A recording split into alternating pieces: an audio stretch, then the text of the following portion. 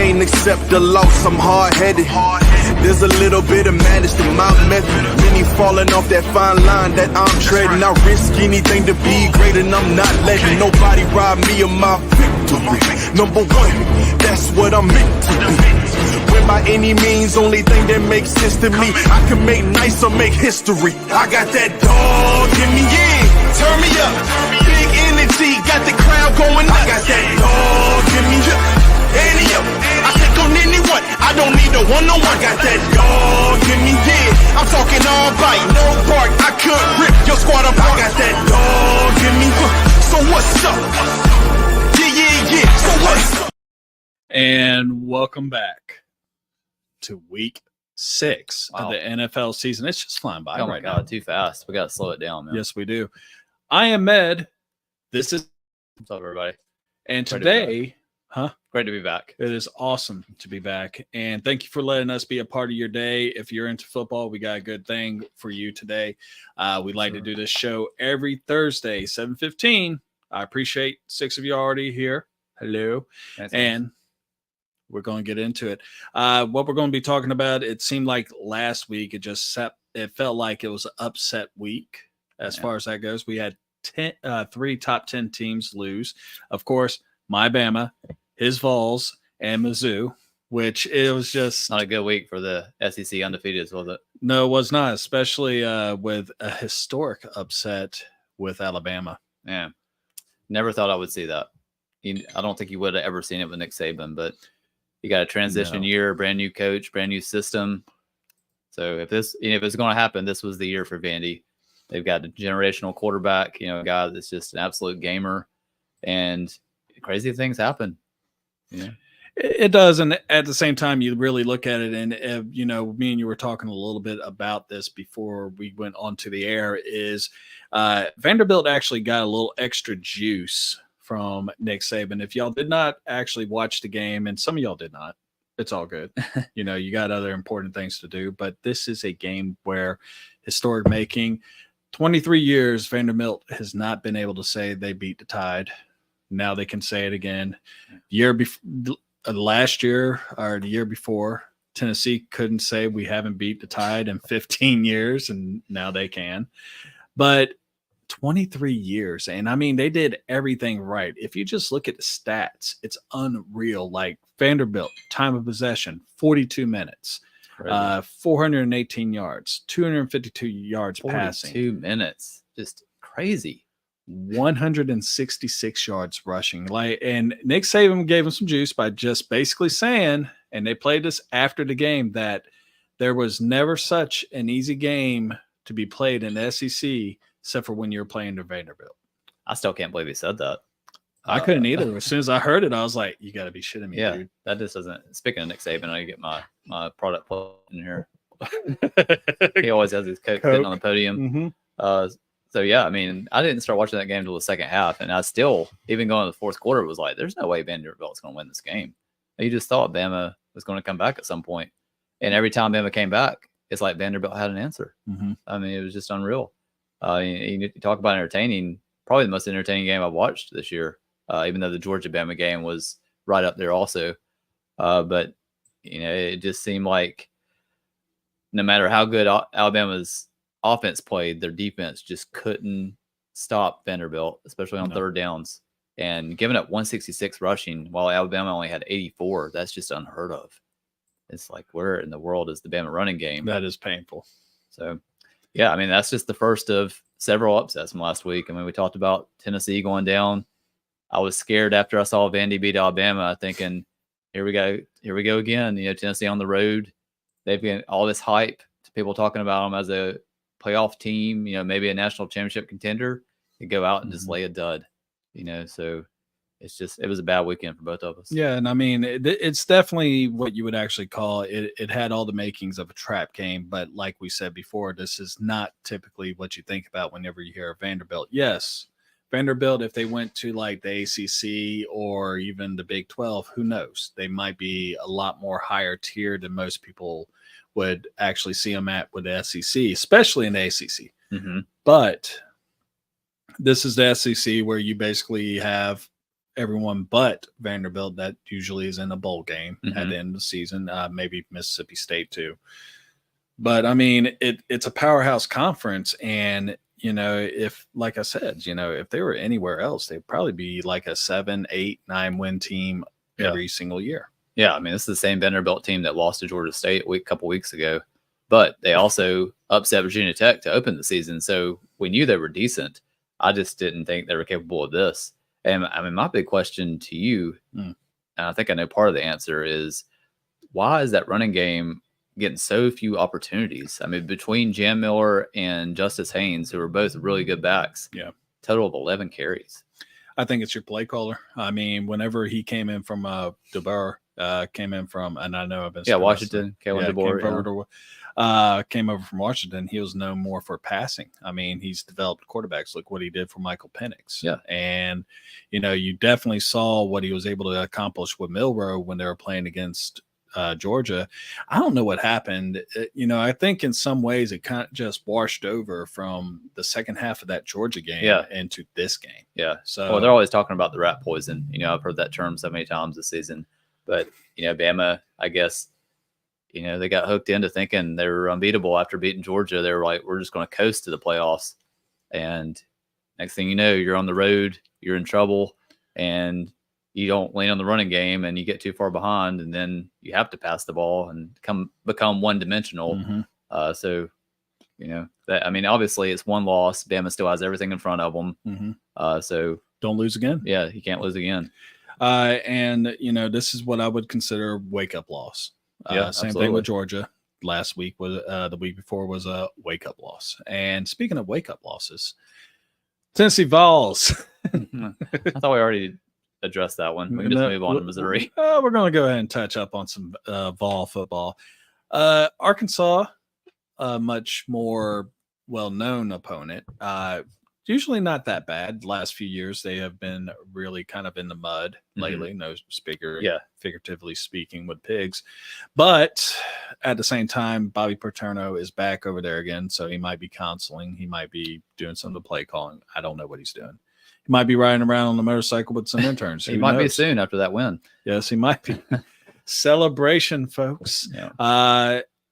Arkansas held the time. Like, I'm seeing another niche. Time of possession for Arkansas, 35 minutes of this game.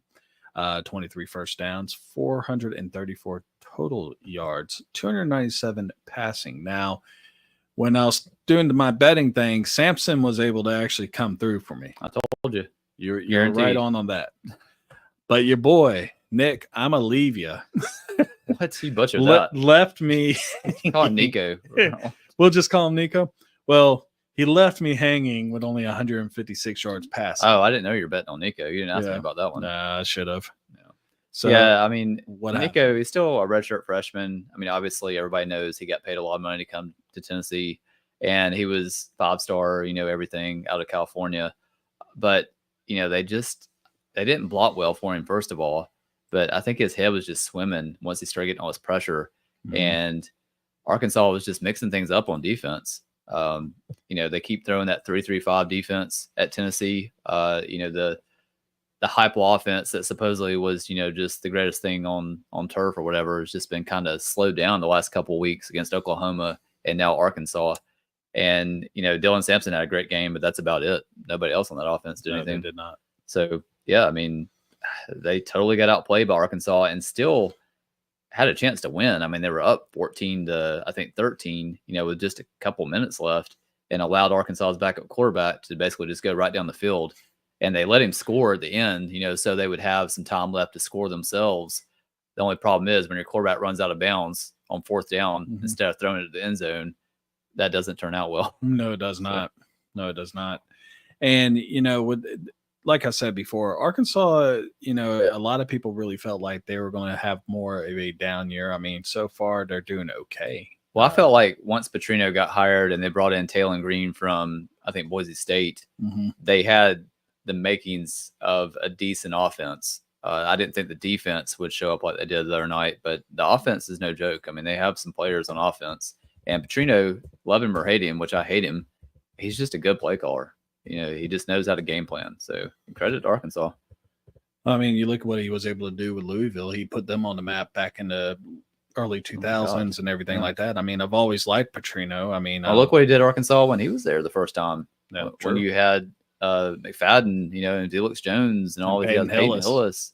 It's like they were a top 5 program. Crazy that they had that many in that backfield. I mean, I would say they were all Pro Bowlers, but only 2 of them. So yeah. But he had it rolling there until the whole motorcycle incident, and then obviously the whole debacle with the Falcons. That was just a mess. But what he did at Louisville was super impressive. Lamar Jackson. So the guy just knows offense.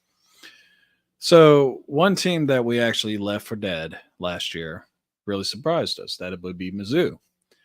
Today, or this past week, they surprised us in a wholly different way. Yeah. They got smoked. Yeah. I wasn't surprised they lost, but the way they got beat was very, very surprising, I guess. It just, I didn't see that coming. I mean, Texas A&M is a decent team, but they got spanked. Yeah, they got doubled up. And when I say that, you look at the yardage, 512 to 254. That is more than double than what you actually have for your own team, for your output. And they were able to hold down Missouri. Now, granted, Cody Schrader, who was the little back that, the little engine that could last year, SEC Offensive Player of the Year last year. I knew they were going to miss him. I didn't realize they're going to miss him this much. They only had 68 rushing yards in this game. Yeah. Yeah. Schrader was a beast last year. They are missing him big time. I don't know, man. I mean, Brady Cook's still the quarterback. You still got Luther Burden, Theo Weiss on the outside. Texas A&M just went out there and just punched them right in the face, and they never recovered. I mean, it was just not even a game really. No, after the first quarter. No. And you had Texas A&M had their starting quarterback coming back, which helped a little, but they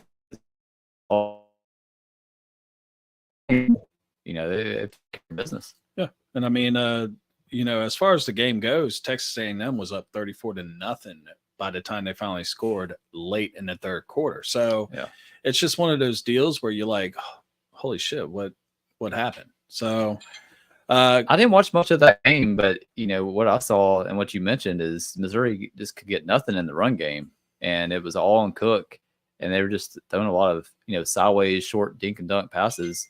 Luther Burden had a touchdown, I think, in I want to say the first quarter, maybe early second quarter. They got called back for a penalty, but that really, basically ended any possible momentum Missouri had, and it just snowballed from there. Well, the good thing is that from what it looks like, we all have easy games coming up. But then again, it's the SEC, man. We thought Vanderbilt was going to be an easy game, but shit happens. Congratulations, Vanderbilt. Congratulations, Texas A&M, and congratulations to Arkansas. This was unprecedented. Yeah, we were talking about before the show. Props to Mike Elko coming over from Duke, Texas A&M. Oh, God, love him. Nobody really talked about A&M coming into the season because you have Texas obviously coming in the league, but they are a solid team, and especially now with Weigman back, Le'Veon Moss, really good running back, they could do some damage. And, talking about Elko, like you said, no one really talked about him because he was come from Duke. One of the things I remember I was reading up on is the fact that, when you go from a school like Duke, which is a basketball school, and, you're kind of limited with your recruiting budget. Big time. And to have him come over to Texas A&M, which is, people just throw that oil money right at that program the whole time. They're like, here, have some more. It's just the drip is real. Yeah. 16-9 at Duke. That's pretty impressive. I mean, he killed it, and I hope it doesn't give everyone this. But, folks, if you want us to talk about something, feel free to comment. Oh, absolutely. Yeah. And so any other headlines that we need to touch up on that happened in this past weekend? I mean, I guess we'll obviously touch on the Robert Saleh firing in a couple minutes. Buy and sell. Yeah. I don't know. I mean, as far as the national spotlight, there were a couple other upsets. A near upset with Miami. I really thought they were going down to Cal, and it didn't quite happen. They had the little miracle comeback. I mean, it's Cameron Ward. Yeah. I mean, Cam Ward obviously is great, but he has a freaking Superman cape underneath his uniform. Yeah, he's a solid Heisman candidate right now. I mean, national topics. I don't know. I mean, obviously, Chiefs are still rolling. I mean, 2 teams in the NFL are Vikings still undefeated. They just keep chugging along. Yep. I mean, it's been a very fun, interesting NFL season so far. I mean, some big time surprises. So something interesting just popped up on my little news thing and this might be something we can also talk about with buy and sell.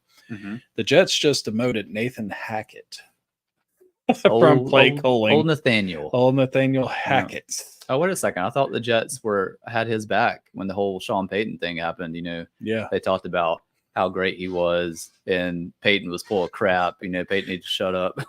And now he's demoted. He's been demoted, and they're tapping Robert Downing. Todd Downing.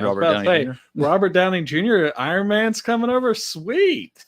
Yeah, I mean, that Jets offense has just been a train wreck. But we'll also get to that with the Saleh stuff in a minute. But yeah, I mean, that's just disgusting. That's ridiculous. All right. He still has a job, period. Yep. Yeah. I was going to say, what's he doing now? Is he just basically, who knows? Aaron Rodgers' butler at this point? I mean, shit, he might as well just thank him for being able to get him a job. He's just his Uber. All right, folks, we'll be right back in a second because we're about to enjoy some buy and sell. Sometimes we agree with it and sometimes we don't. This is buy or sell. That was a very seductive voice right there. I don't know exactly who did that, but we're back. I'm buying that voice, that's for sure. You're going to get that voice, huh? So we kind of already talked about it a little bit. Robert Saleh. Is he really the main reason why the Jets are having the problems that they're having right now? Oh, man. I kind of went back and forth on this because... So you're buying or selling? I'm going to sell. I mean, obviously he could have done a better job, but to me, his biggest, fault or the thing I blame him for the most is just hiring Nathaniel Hackett as your offense coordinator. I thought overall he did a solid job with what he had, especially last year when he loses his quarterback the first game, and you got Zach Wilson, who is beyond horrible as your quarterback for the whole season. Still manages to get 7 wins out of that season. The expectations going in this year with Aaron Rodgers being back were just sky high, but this isn't the Aaron Rodgers that we're used to seeing. And I don't think any coach can really get a lot out of this offense. He's a defensive coach. The defense was really solid. He just hired the wrong guy to come in and coach the offense. So if anything, I would have just fired Hackett and, now they promoted someone else, but just brought in another OC and give Saleh at least the rest of the season.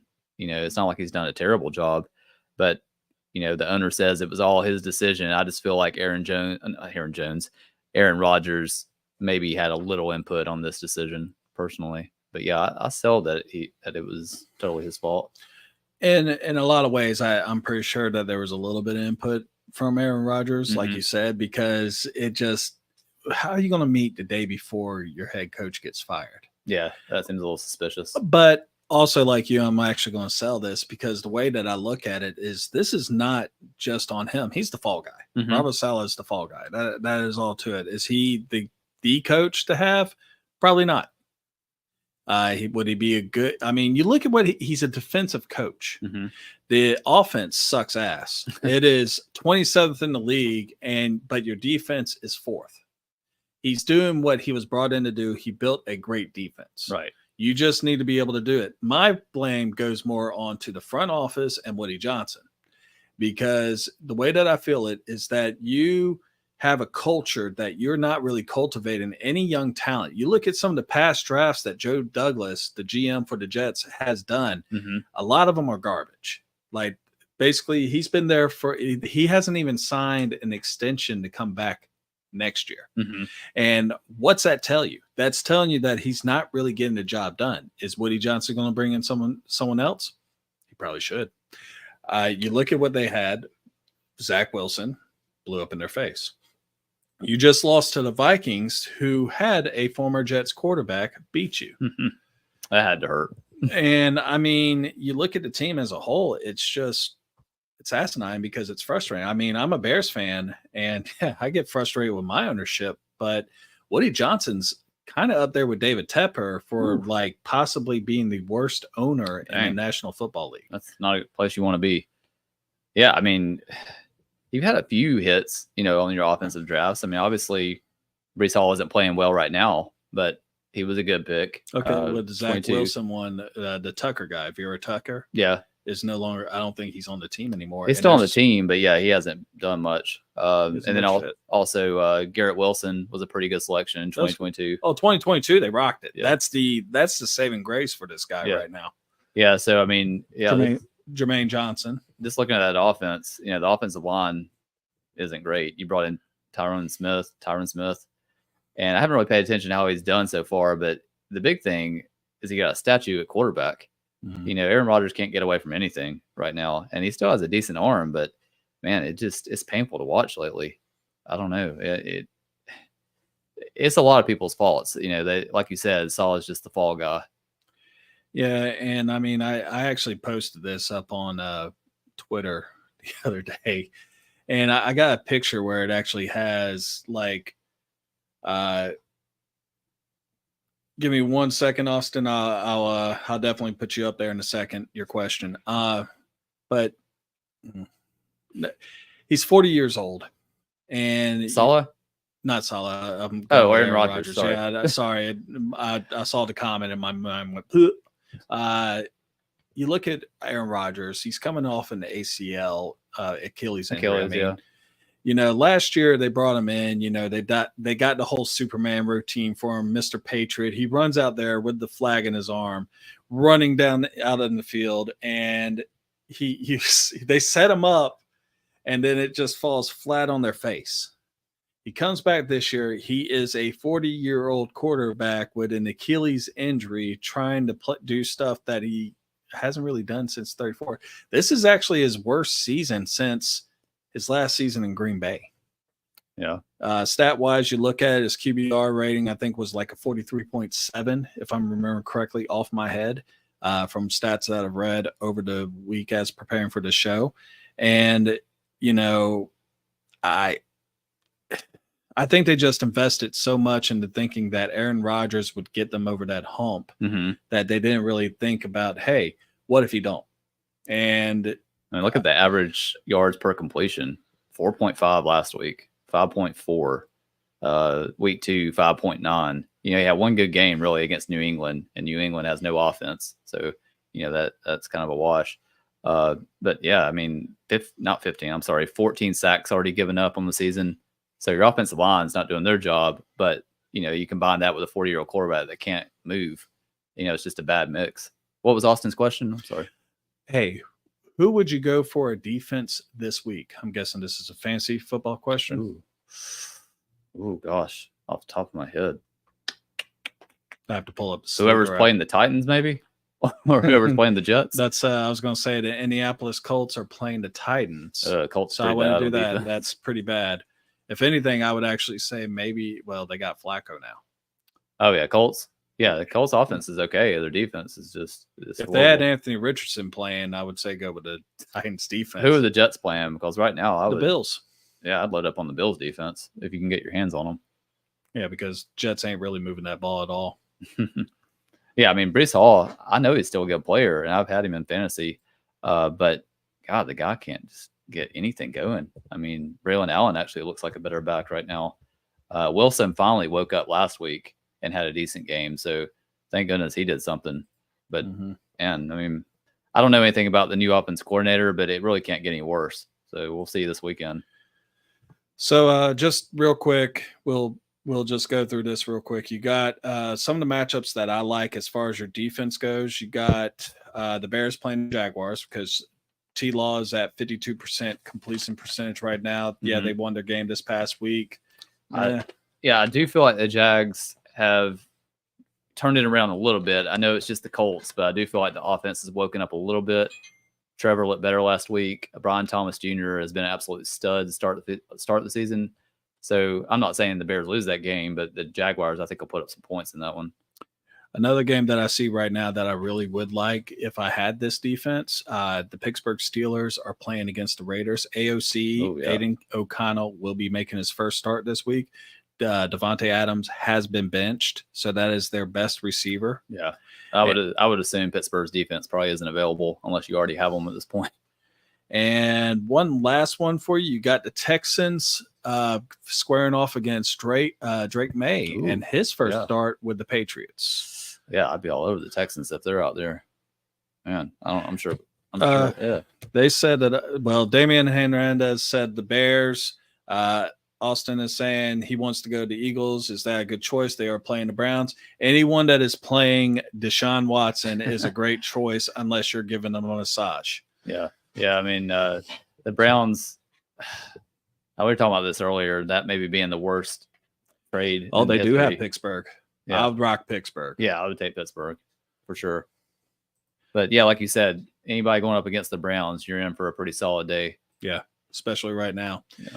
And they just released 3 players because they're gearing up for Chubb to come back. Thank God. And because my running backs need that. Yeah. Yeah. I mean, I don't know if he's going to be 100% coming back, but yeah, that should be a little boost. It's not going to help. Still not going to help your pass game, but that's another story. Okay. So sometimes we agree with it and sometimes we don't. This is buy or sell. Is Jaden Daniels already the NFC East best quarterback? So I'm selling on this one. I think he's definitely the future, of that division.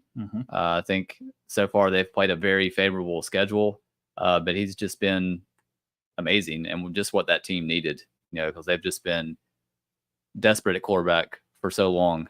His lack of turnovers is probably the most impressive thing to me, and his completion percentage is off the charts. But right now, I'm still going with Dak as the best in the East, even though he had kind of a slow start.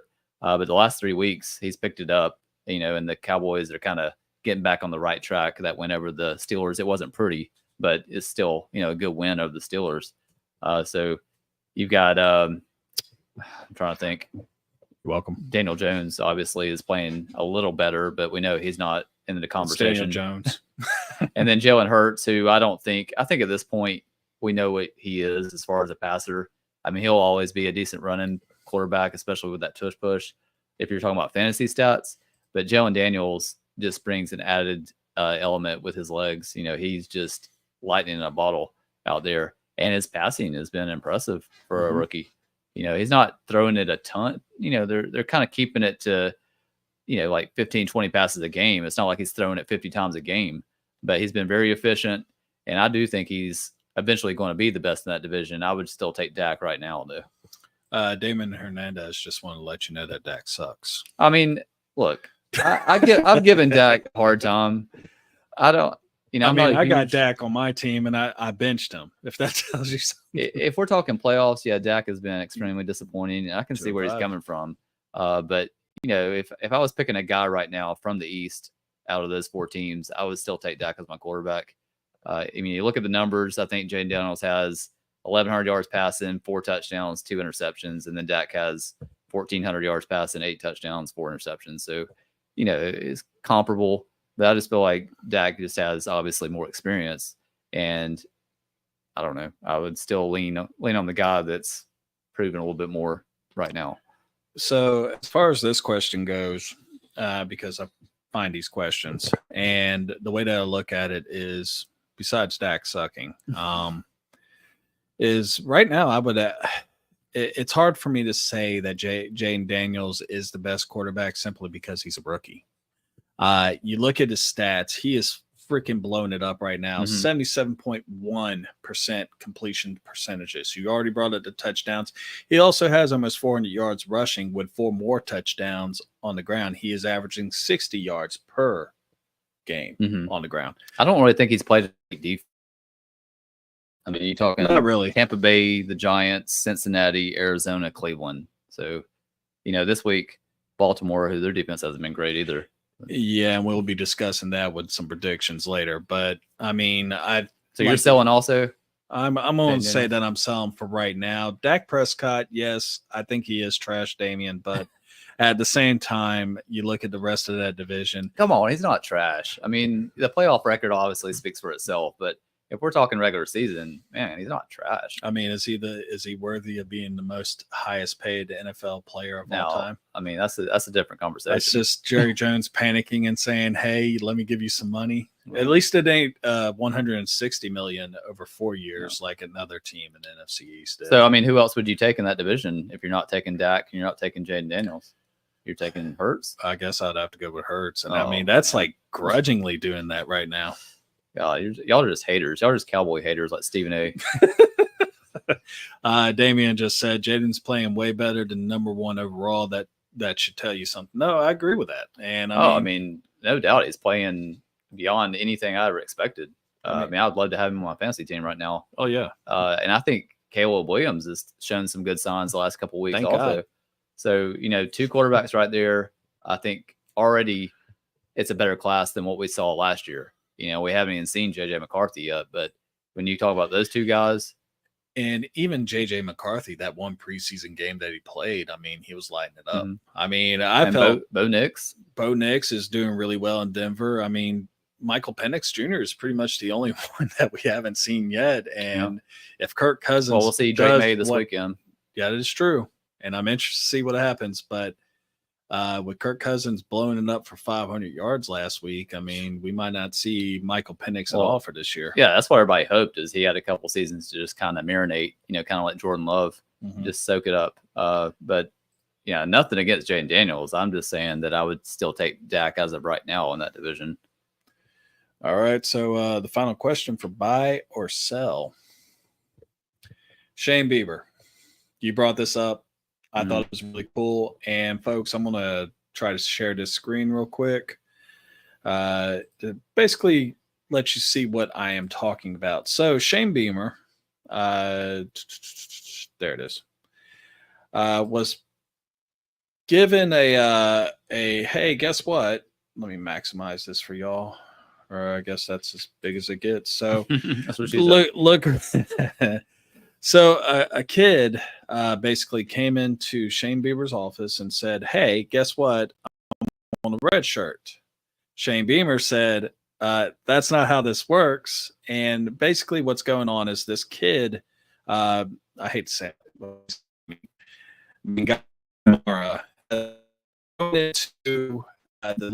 he's been doing okay for a rotational player, 9 tackles through 5 games, but basically walked into Shane Beamer's office and said, hey, I'm on a red shirt. And Beamer was like, no, you're going to stay right where you're at and you're going to finish it through. And the reason why is because he already saw what was going to be intended, is that he wanted to keep a year of eligibility, stay as a freshman, so he can He's actually a senior. He's a senior? Yeah, he transferred from Pitt. Really? Yeah, he's a senior. Because that kind of surprised me too. Hold up. Well, that's what I read anyway. Well, yeah, I was going to say when I read the one that you sent me, but for some reason I thought he was, well, anyway, long story short, he was basically gearing up to go into the portal. And Shane Beamer was like, no, you're just off the team. Congratulations. Yep. This is the first time that we actually have seen something like this. And even though a lot of other programs are probably going through the same thing at this moment, I mean, there's a guy in Miami that's been in college football for 9 years now. Yeah, tight end. Yeah. So, I mean, do you agree with what Shane Beamer did? Buy or sell on this? I'm definitely buying this one. I'm not the biggest Beamer fan, but I thought he handled that situation, about as well as you possibly could. I mean, it's become a trend lately these last, I don't know, maybe just this season, but these last 3-4 weeks, there's been guys like the UNLV quarterback. Obviously, that was because of the NIL promise, supposedly. Bear Alexander at USC, guys that are just basically looking out for their future and their potential earnings without NIL deals. So, you got a guy that I guess has been improving and really started to find his place on that defense the last couple of weeks, playing really well. And I don't know if he thinks maybe he can just redshirt and another team will offer him a deal in the offseason. I'm assuming that's what he wants. But I thought, since Beamer dealt with this last year with Juice Wells, basically sitting out the rest of the season with a minor injury before transferring to Ole Miss and getting that big NIL deal in Oxford, so he's kind of familiar with it a little bit. He's already been burnt by it. So I thought he handled it perfectly. It's going to be dealt with more and more by more coaches down the road this season for sure. So these guys, they really got to put their foot down, and just show these players that, look, you got to make a commitment, and you're basically quitting on your teammates, not just quitting on the coach and the fans, but guys that you've worked with, all summer, all off season. It's a bad look to me, just quitting in the middle of the season. I just don't like it, but I thought Beamer handled it well. No, and I'm buying in on it too. This is something that you want. People have already complained about the NIL deals and everything like that, how it's actually killing college football. We saw it firsthand last year. Greed actually did kill the Pac-12, and it was such a great conference. Like we were, like me and I've talked about it before, we were becoming fans of the Pac-12, almost on par of what you saw with SEC. Now with the NIL deals, the big problem that they're having, and we typically don't talk about as much. We narrowed it down to basically pretty much a conference, maybe two, that we actually look at. And the main reason why is because with NIL deals, you got guys transferring in and out of school so many times it'll make your head spin. And you next thing you know, you got a guy who's been in the college ranks for 3 years, and he's been on 3 different teams. Keon Coleman is a perfect example. And because I know he went to Michigan State, he went to Florida State, and there was one other school before that. Yeah, there's lots of guys out there that have been with 3 teams. Yeah, and it's just, the way that we feel is that as far as the NIL deals, they need to be able to cap it a little bit. Maybe you can play with one NIL deal until after your sophomore season, and then you can go somewhere else. Give us a chance to actually be able to talk a little bit of college football and, form a relationship with the players. You just finish what you started. Yeah. I mean, my gosh. When you go to a team, you're not supposed to buy in on yourself. You're supposed to be buying in on that team. And kudos to Shane Beamer for the fact that he was able to put his foot down. You're not going to play the system like that. And I really do hope that the NCAA will figure out something soon to where they can actually curb it a little bit and get it back to the way it should be. Yeah. I mean, now that we've seen all this stuff going on, I think Saban did decide at the right time to step aside. I don't blame him. It's just so many headaches with college football. I mean, if you have an opportunity to coach pro versus college, I can't imagine why anyone would want to coach college these days. Well, I mean, I didn't ever coach college. I coached middle school, and that was a headache enough right there. But yeah. So we're going to start segueing into basically Seth's SEC spotlight. You got anything for us today, bro? Yeah, I got a few things. Right. I mean, mainly we're just going to look at the big time matchups this weekend, but one of them is an SEC game. So yeah, that's what we'll focus on. All right. Well, I normally will play a video. In fact, you know what? I'm going to play a video. If y'all want to go get a sandwich, if y'all want to sit and watch the video, I love a sandwich. Sandwich would be amazing right now. I made chili today. Oh, that sounds yummy. Sounds delish. Just watch the video.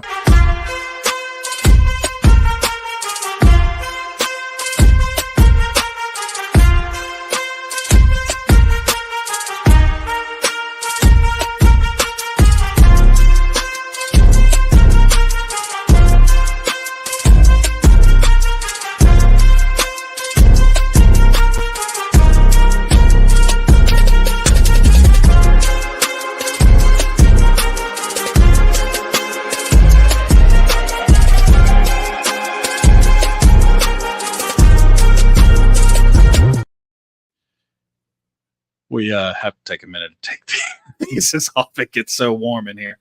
All right. So sweaty. All right. So we're going into SEC. To the games that we are talking about, we will be talking about. So we'll go Texas, Oklahoma. Okay. And then Oregon, Ohio State. All right. Hit me with the first one you want to go with. So, I mean, since this is the SEC Spotlight, we'll start with the Texas-Oklahoma game. You're damn right. Their first meeting as SEC teams. And obviously, going back to their days in the Big 12, one of the best rivalries in college football, period. The stakes are even higher this year, with Texas currently sitting at number 2 and being the only undefeated team in the conference. Nice. Oklahoma sits at 18. They're coming off a gutsy win at Auburn behind new starting quarterback Michael I'm trying to think of his last name, Michael Hawkins. Hawkins. Yep. So Their one loss was at home against Tennessee when the offense basically shut down until Hawkins came in at the end and kind of lit a spark. They struggled again against Auburn until the fourth quarter, but that's not going to cut it against a Texas defense that's just playing, just playing amazing right now. Texas, they showed what they could do at Michigan, the Big House, just totally shut them down completely. Oklahoma, they just don't have the offensive firepower this year that they had last year with Dylan Gabriel. Texas, on the other hand, they still have plenty of firepower. They get back Quinn Ewers from that injury, even though Archie filled in and looked pretty looked pretty good, really good for a couple weeks. They didn't really play anybody. So obviously, I think Texas has the advantage, offense and defense. Oklahoma has a good defense, but I don't think they're elite. Texas, they got Isaiah Bond, Ron Wingo out there catching passes on the outside. They always have good running backs. But I'm trying to think, is it Blue as the running back right now, the starting running back? So, I just don't see Oklahoma being able to keep up. I think they can kind of hold Texas offense, limit them a little bit, but I can't see them having the firepower. Michael Hawkins is a good runner, but I just don't think they have the weapons to keep up with them. I think it feels like a 2-touchdown type of win for Texas personally. And you're not the only one that feels that. The nation right now has it as a spread of 14.5 points going towards Texas. Basically 2 touchdowns. So this is also the 44th time that they have both met each other when they're both ranked. So this is a long storied rivalry. Of course, it was a huge one back when they were both in the Big 12.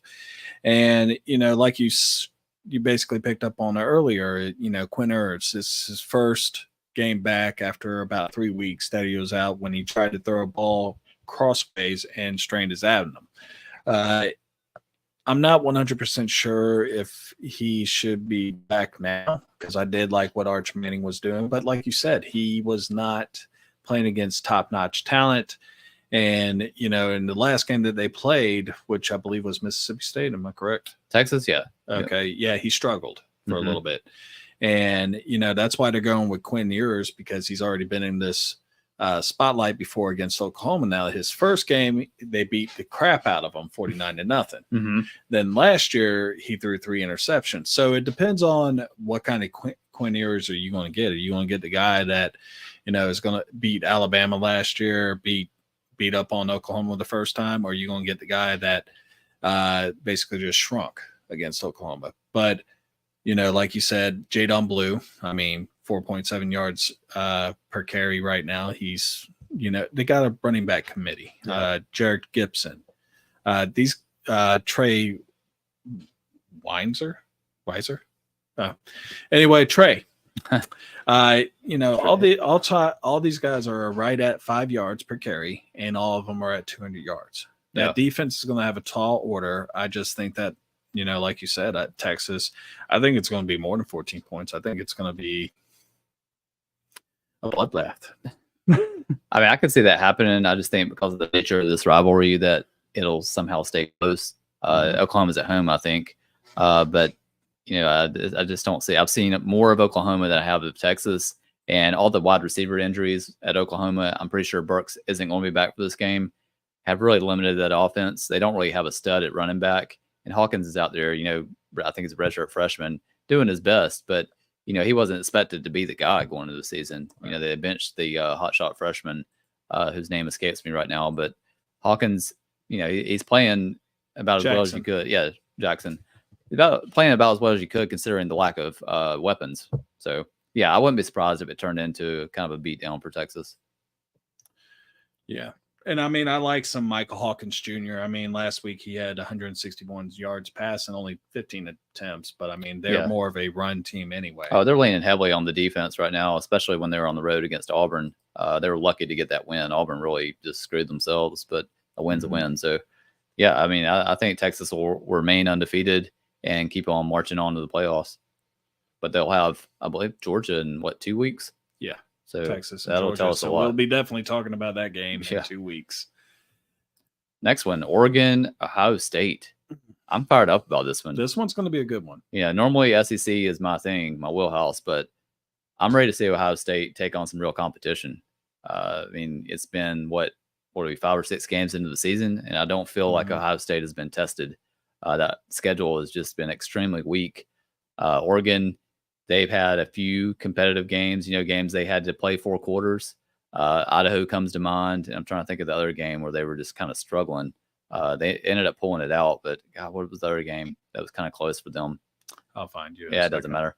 But Ohio State, you look at that roster. I mean, everybody talks about the $20 million roster they built, bringing in all these transfers, Quinshon Judkins, Will Howard, just tons of studs. And they've been impressive. I'm just ready to see what happens if they get punched in the face by a quality team. You got Jeremiah Smith, the freshman phenom. Other than Ron Williams, Jeremiah Smith is probably the next best freshman receiver out there. And Emeka Egbuka, the other wide receiver. Yeah. And then you got Judkins and Henderson making up probably the best running back tandem in the country. Will Howard, he's been steady. I don't think Will Howard is like a Heisman type candidate or anything, but he's a steady quarterback. And then you have Oregon, who has plenty of talent themselves. Dylan Gabriel. Yep. Dylan Gabriel coming from Oklahoma. Boise State was the other game that they kind of struggled in. But Boise State's a decent team, so at least they've kind of been tested. That's the one thing about this matchup that I like Oregon about. And I'm not picking Oregon, but I like that they've been tested. So Dylan Gabriel, obviously, coming up from the Sooners.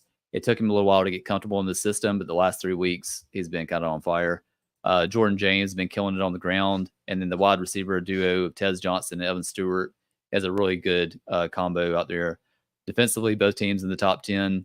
Buckeyes number 1, and then Oregon at number 10. I think Ohio State obviously is the better team. I just wonder what will happen, if this is a tight game going into the fourth quarter.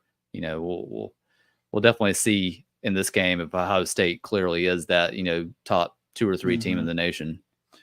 And with me, I mean, as I'm looking at this, because he's more college football, I'm more pro. From what little bit I've actually seen with Oregon this year, it didn't really feel like they were as dominant as they were last couple of years. I feel like in some ways they have kind of let teams hang around, like you said, Boise State hung around a little bit. UCLA was giving them a little bit of trouble until they really pulled off. But Idaho, of all teams, the Vandals, kind of fought tooth and nail with them, 24-14 at the very beginning of the year. Now, like you said, they do have weapons of their own. They got Dylan Gabriel, who was just masterful last year, and Heisman candidate last year. Could be a Heisman candidate this year. I mean, he's almost 1,500 yards, 77.8% completed passes, only 3 interceptions. But like you said, what kind of team are we going to actually see? Are we going to see the one where Jordan James can really gash teams like he has so far this year with 613 yards in scrimmage? Or is it going to be the same team that kind of struggles against your Idahos? If they struggle coming out of the gate in this game, it'll be too late to catch up because Ohio State's going to score some points. But I see it as like a maybe 4 or 5 point game with Ohio State pulling it out. I think it's at Oregon, I believe. Is that right? Yes. Okay. So that's a pretty big advantage going all the way across the country. It's not easy to do, especially as a college kid. So I've been to that stadium. It's an amazing stadium, amazing environment. So I think Oregon will keep it close, but Ohio State just has so much talent. It's just loaded with talent. Yeah. And, I just don't think Oregon has quite that amount of firepower. So, yeah, I'll take Ohio State in a close one. I'm taking Ohio State, and not a too close one, but close enough. Okay. All right, so now we go to football, NFL. Oh, okay. First game is actually going to be tonight's game. 49ers have a 3.5 point favor over the 3-2 Seahawks. Man, they were just undefeated a couple weeks ago. What happened? Yes, they were. I mean, the Geno Smith effect is how I call it. This is actually going to be really interesting because, believe it or not, you got 2 of the top 4 passing quarterbacks in the NFL. In fact, Geno Smith leads the league in yards at this moment. Isn't it? That's surprising. Both defenses are kind of in the middle, which is kind of you're kind of crazy whenever you talk about San Francisco. The fact that they are actually the 12th ranked defense right now. Usually they're in the top 5, but I guess with Greenlaw out and stuff like that, that really does kind of hamper it. And their defensive line, I think, took a little step back. Losing some guys. It's hard to replace some of those guys they lost. They're still really good, but not like they were. Yeah, and I mean, a couple players that you want to look out for. Debo Samuel tends to feast on these guys. So if you got Debo Samuel, I would actually put him in. And Ayuk finally woke up last week, had a big time game. So it's about time he did something. Finally out the doghouse after all the drama he caused. So far, believe it or not, who would you think leads this series? Seahawks or the 49ers? I'll probably give it away. I would think 49ers. Is that not right? Seahawks lead the series? Wow. 30-22. Wow. That's even though shocking. they lost 6 of the last 10, the Seahawks actually lead the series right now. And, you know, for a while there, it looked like the Seahawks had one of these great defenses that were just going to just take them to the promised land. And that just hasn't been the case the last couple of weeks. But yeah, they've been kind of exposed the last couple of weeks. Mm-hmm. Yeah. So, how you feeling on this one? Who you taking? I'm actually going to go with the people and say that the 49ers are going to win this game. I believe it is in Seattle. I'm not 100% sure. I think it is in Seattle. But, man, Seattle has one of the true home field advantages in this league. Ah, gosh. I might take Seattle. As I hit my camera. Yeah. I mean, I'm going to go Seattle, even though I think it'll be an extremely close game. Was it Charvarius Ward is out this game? I think that'll be a factor. You know, you got some pretty good receivers for Seattle. Metcalf, obviously, and Jigba. You know, Tyler Lockett's still out there. Mm-hmm. I don't know how old he is now, but he's still running routes. So, yeah, give me Seattle in a close one. So there you go. We both. I think this is the first time there where we actually picked different teams. Wow. Well, it's a good rivalry. Should be a fun game, though. I mean, Amazon's actually had some decent games the last couple weeks. Last 2 weeks. Congratulations, Amazon. Your money, your billions that you spent are well worth it. Second game we got on the slide, we got the Commanders at the Ravens. Now, this is one that we are really excited to talk about. You're talking about the Ravens, who are 6.5-point favorites. Sounds about right. Jaden Daniels is sitting there talking about, I do not like having Lamar Jackson comparisons. Sorry, dude. You played just like Lamar Jackson did when he was a rookie. Did he really say that? Yeah. Oh, my God. Yeah, he said he's not comfortable with the comparison. So I was like, dude, take the comparison. It's a 2-time MVP. Dan Quinn's just been doing an amazing job as far as Washington's concerned. I mean, they were just basically a dumpster fire for the better part of the last decade. I guess it's because, you know, Dan Snyder is no longer trying to get like pictures of his cheerleaders. That was the common denominator. God knows. Dan Snyder. What a light at the end of the tunnel. They'll open up and then you finally have a winning football team. So we talked a little bit about Jaden Daniels earlier. He has 1,135 yards and he's 7.1% touchdowns. He's got 4 touchdowns to 2 interceptions, and he also added 4 more touchdowns on the ground. Lamar Jackson is finally starting to play like his MVP self. Played great last week. He killed it last week. 1,206 yards, 65 completion percentage, 9 touchdowns. Interception. Wow. Right now, this is his second best season that he's had. Not last year, but the first MVP season that he had. Yeah, that's his best one. Well, people keep talking about the weight he dropped. You know, I don't really see a transformation in his body, but he does look a little quicker out there. So I don't know. I think they said he lost like 10 or 15 pounds in the off season. What must have worked? Was he eating prunes or something? I don't know. But it also helps when you can turn around and hand it to the king, Derrick Henry, who has definitely proved a lot of people wrong. That's been a shocker to me. I thought he was pretty much done. He's leading the NFL by a good bit. 572 yards, 6 touchdowns. He's scored a touchdown in every game. If you got sleeper, if you got an underdog, just go ahead and put it up. If you see the 0.5, hit more because he is going to probably run all over this defense. Yeah, I honestly thought coming into the year he was going to be like Ezekiel Elliott the last couple of years in Dallas, you know, like 3.5 yards a carry. But I mean, he has just been breaking off some big runs left and right, you know, and just stiff arming the heck out of guys. So that's been the huge difference to me. I mean, Baltimore's always had some decent, solid running backs, but now they have a great running back. Yeah. So yeah, they're in line to be, I think, one of the 2 or 3 better teams in the AFC this year. The defense, obviously, we talked about before the season, wasn't going to be as good. They just lost too many good guys. But the offense is kind of making up for it. Now, if they can just get Mark Andrews on track, you know, the passing game will probably come around. But Zay Flowers, we already know he's a really good receiver. Bateman's a solid receiver. So this will be a really fun matchup. I can't wait to watch this one. Yeah, and I mean, hats off to Cliff Kingsbury. I mean, Yeah. I thought he was going to be like going off into obscurity. He has actually built that Washington offense. I mean, Done a great job. Do you think he possibly has another head coaching job in the future? You know for sure he'll have another opportunity. I mean, Dan Quinn is a defensive guy.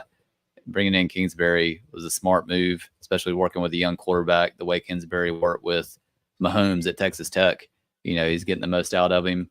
But not taking too many chances, exposing him too much to any risk. But, I think he's done a great job. And I don't know. I think Washington has a real chance at the playoffs this year, as much as I would have never thought that going into the season.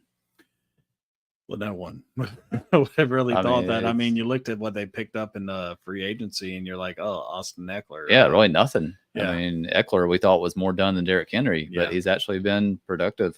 And Brian Robinson has been really good. No, he's been the workhorse. I mean, he's Scary Terry's been playing well. God, if you really hit on those guys, congratulations. Yeah, I wish I would have. So the last one. Oh, who are you taking in that game? Oh yeah, no, Baltimore. Okay, I'll go Baltimore too. I'm pretty sure it's at Baltimore. It is at Baltimore. Yeah. And I mean, they're both coming in on win streaks. Washington has 4 games. Baltimore has 3. I just think that it's just too much Derrick Henry at this point. Yeah, I agree. The only person that's going to stop Derrick Henry is Derrick Henry. Yeah, I don't think Washington's defense is quite capable of that yet. Yeah. So the last game, and folks, I want y'all to chime in as well. We're talking about Jets and Bills. Ooh, we just can't get enough Jets, can we? We cannot get away from them. It's just so damn interesting, the whole dynamic. You got Hackett, who just got demoted. You got Robert Saleh getting fired, putting in Jeff Ulbrich, who is their defensive coordinator, to run the team for here on out. Like I said earlier, top 5 defense, second in yards, 5 against points.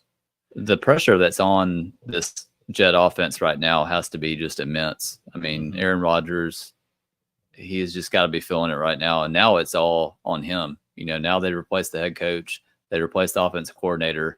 There's no one else really to blame. So if this thing keeps going south, it's on Aaron Rodgers. Agreed. So this is a must-win situation. I know they're 2-3. So if they lose, they're obviously not out of it. But from I think just a, positivity standpoint, these fans have got to see a win, and the offense has got to do something. Buffalo is not exactly lighting the world on fire right now, so they've got to win this game.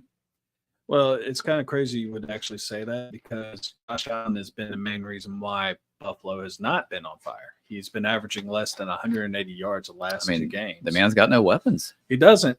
Well, he has one weapon. It just so happened to be behind him with James Cook. Yeah. And, I mean, James Cook hasn't really been doing that much either. He has not broke 100 scrimmage yards since week 1. He's come close, but he hasn't done it. Yeah. But also at the same time, you cannot go 9 of 30 against a team. No. And expect to win. Defense, basically this is what we were talking about before the season starts. What's going to happen to Buffalo? They've lost their 2 biggest offensive threats as far as receiving goes, and Gabe Davis, which ain't saying much, and then Stephon Diggs. That hurt, but Davis didn't. No, but like you said, I mean, Rodgers is going to have even more pressure on him. As a 49.1% QBR rating, which is still his second lowest, which I was wrong earlier. So just add 6 points, still garbage. And this is the Monday night game, right? This is the Monday night game. So we basically would do a prediction on tonight's game, one Sunday, the best Sunday game I see, and then the Monday night game. This will be a fascinating game to watch. I mean, it might not be the best game, but just from the controversy type perspective, whatever happens with this offense with the Jets, man, it's going to be talked about a lot. So Breece Hall, he's had 19 totes for 27 yards in the last couple games. Jeez. Buffalo Bills lead the NFL in yards against with 5.2. Man, that's surprising. Something's got to give. I don't know, man. Give him the ball. Just give him the ball. Yeah, I mean that's a good start, but I don't know if I believe in this offensive line. No. It's not a very good offensive line, and the Bills are favored by 2.5. I just don't think basically saying we don't know. I don't think any defense is really respecting that passing game right now. So they're obviously going to gear up to stop the run game. So I'm not expecting a big game from Breece Hall. I'm definitely not betting any overs with Breece Hall. I don't know about you. No. But I will pick the Jets to win this game just because I think they have to. Stamp it down. Yeah. I mean, Jets. I think it'll be just like a 1-2 point type game, but I think the Jets will pull this one out at home. If they don't, we're going to have more to talk about next week. Although it won't be next week, but it's going to be, it's going to be some good talking points if they don't win this one. Yeah, no, definitely. We'll definitely touch back on that. Basically, my wife has got to go on a Pledge to Pink. It's a breast cancer run. So I'll be going down to Florida to support her. You're not running, are you? Don't run anymore. My knees can't do that. Are you taking the Bills or Jets? I'm gonna take the Jets too, because I just think that, like you just said, I mean, Josh Allen doesn't have no weapons. In fact, I probably should open this up and have a couple more games we need to talk about. But I think Keon Coleman will be a good receiver down the road eventually. I like Shakir. Is Shakir back or is he still injured? Still injured. Okay. So, I mean, I think he's a good number 3 type receiver, but now he's expected to be the number 1 receiver. Yeah. And that just isn't, I don't think he's taking a beating. Yeah. But no, I think it's going to be the Jets, even though I'm interested to see what happens with not only the head coaching change, but evidently the play calling duty change that we talked about earlier. So just let Aaron Rodgers call the offense. Just let him call the plays. Just be Peyton Manning out there. So he's not Peyton Manning though. Real quick before we get out of here. Yeah. So you look at Aaron Rodgers at 40 years old, isn't that right? And then you look at Joe Flacco at, I think, 39 last week against, was it Jacksonville? Yep. I don't know if you call it a couple of Joe Flacco's runs, but Joe Flacco looks like he's 20 years younger than Aaron Rodgers at this point. It's just a huge difference. I mean, I don't know if Flacco's just rejuvenated from playing, just off and on the last several years, but that guy, when you talk about bringing in a fixer type quarterback, Flacco comes in like last year with the Browns, making them look good, taking them to the playoffs. Took him to the playoffs. And now he comes into the Colts and just marches them up and down the field. Yeah, he might take them to the playoffs. So, I mean, he beat my Bears. 1 year age difference, but the play quality is just astounding. And I think in a lot of ways, whenever we look at the 40-year-old quarterback, I think Tom Brady kind of ruined it for us, because even in his last season, he still had 3,500 yards, 25 touchdowns, and 8 interceptions. Yeah. Still a really good season. Tom Brady's the unicorn. I don't think we'll ever see that again. I mean, you look at Peyton Manning, Matt Ryan comes to the top of my head, guys that just fell off a freaking cliff when they got to 40. But Flacco, man, that guy looks like he's just for real, like 30 years old right now. So, maybe he just eats avocado ice cream. I don't know. Maybe he's invested in that TB12 program. What's the stuff they kept always accusing Alabama players of taking? Botox? No, I can't think of it. It's some kind of animal. Antibiotic steroids? Well, that's obvious. I can't remember what it was. I can't think of it. But man, yeah, he looks like he's taking care of himself. I'm not sure if it'll last with Flacco, but I might keep Richardson on the bench and just let Flacco let him ride. Let him ride. Let Richardson learn from the greatest. Yeah. Richardson's got plenty of time. He's young. I mean, he's Super Bowl MVP. Yeah. I know fantasy owners right now that have Colts receivers and Jonathan Taylor are probably praying that Richardson will stay on the bench. No, you're probably right. All right. So just real quick, thank you for Shady Sports for letting us do this on their network. Thank you so much, God. And for everyone that is still there, thank you very much for hanging out with us. We will be back in 2 weeks. Oh, man, it's going to be tough skipping a week. We have a lot to talk about. I mean, if you want, I can hook you up with Isaac and you could probably talk to him. We'll see. All right. All right. Well, folks, y'all have a wonderful day. Enjoy the games. Yeah. Let's get to it. And we'll just yell at you later.